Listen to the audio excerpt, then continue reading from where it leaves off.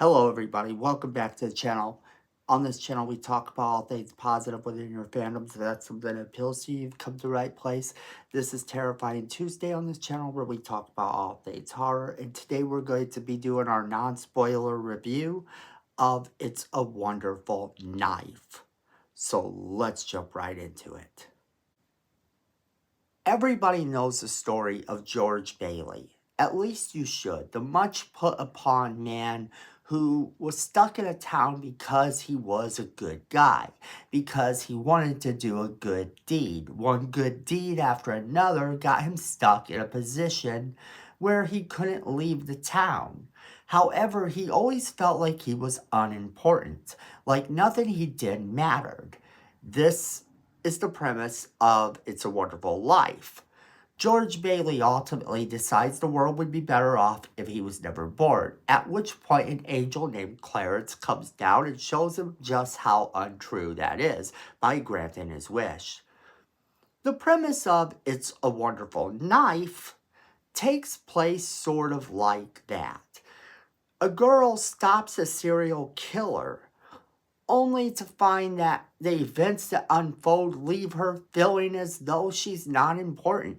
Everything in her life doesn't really matter all that much. So she decides to do the only thing she can think of to do. She wishes she was never born.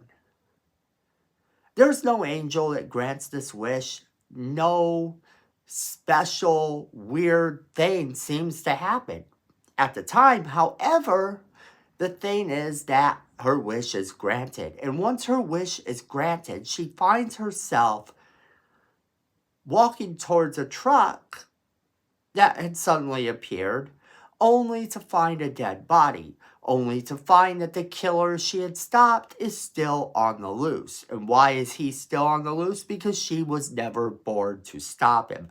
From there, she finds out nobody remembers her. They don't remember who she is. None of them even care. And that is where the similarities also kind of come into play. Because she wished she was never born, she gets her wish.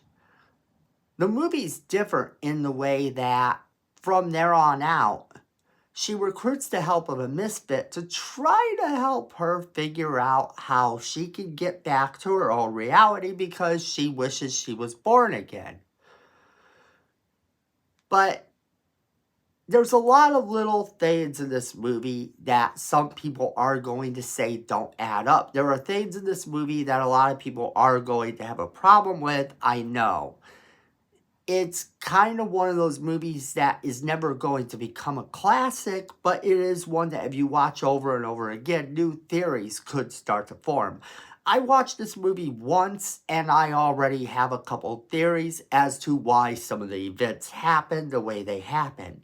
And it's one of those movies that kind of takes the ball and starts running with it, and you have to try to catch up because she quickly finds out that no matter what she does, it doesn't seem like things are working out.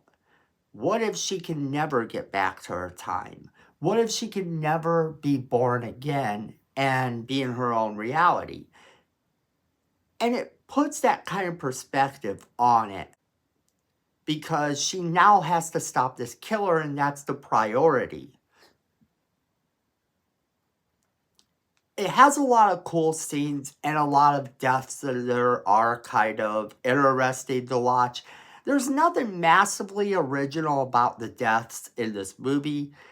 However, the knife that is used in this movie is really cool. I mean, the knife that's used in this movie is really, really cool.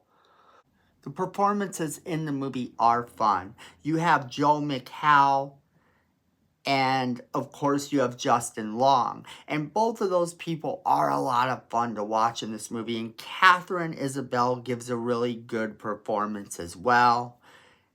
It kind of is one of those movies that doesn't take itself as seriously as you would think. And it's a good thing, because if this movie did try to take itself seriously, I feel like it would fail extremely. That's why it sort of presents itself as a comedy. And it benefits from this too. It benefits from presenting itself as a comedy. So this movie is not the best movie, but it is a fun movie if you kind of turn your mind off. There are some things I really didn't agree with, some decisions that they made that I wish they hadn't done, but there's nothing you can really do about that other than enjoy the movie for what it was. And this movie is one that will leave you with a lot of theories to be had as to why things happen the way they do. And I think that that's an interesting thing too. I think that that's a right decision made by the filmmakers. It also kind of leaves room for, if it happens here, could there be a sequel sometime? It's quite possibly there might be able to be a sequel, but I wouldn't go with the same cast if there was. I do feel that the movie delivered on some levels, and the performances are great. That is definitely a plus. Some of the kills are pretty fun, although none of them are completely original. The movie overall is worth a watch if you want something a little lighthearted in terms of a slasher film. Now, if you do want something heavier to watch, I have a Christmas horror list in our Christmas section on our channel.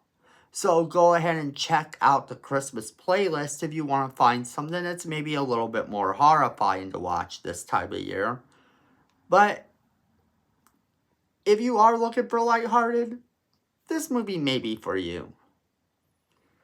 Overall, I give the movie 3.5 stars. And I would have given it more than 3.5 stars, but I kind of saw a few of the events coming beforehand, but that could just be because I've seen so many movies. I do think that it is worth a watch. Just remember that it is not going to take itself as seriously as maybe you think it would, and have a little bit of fun with it. Alright, everybody, as always, we want to know what you guys think, so go ahead and leave us a comment in the comment box below. Make sure you share this video with all of your friends so they can be a part of the conversation as well. Don't forget to hit that like button. It's free. It helps the channel. We appreciate it. Then Miko says we need more subscribers. And you don't want to disappoint Miko, so go ahead and hit that subscribe button. Hit that notification bell while you're down there so you don't miss a single video we do. And then friends, at the end of the day, I know it, you know it, and Miko knows it. Fandom is family.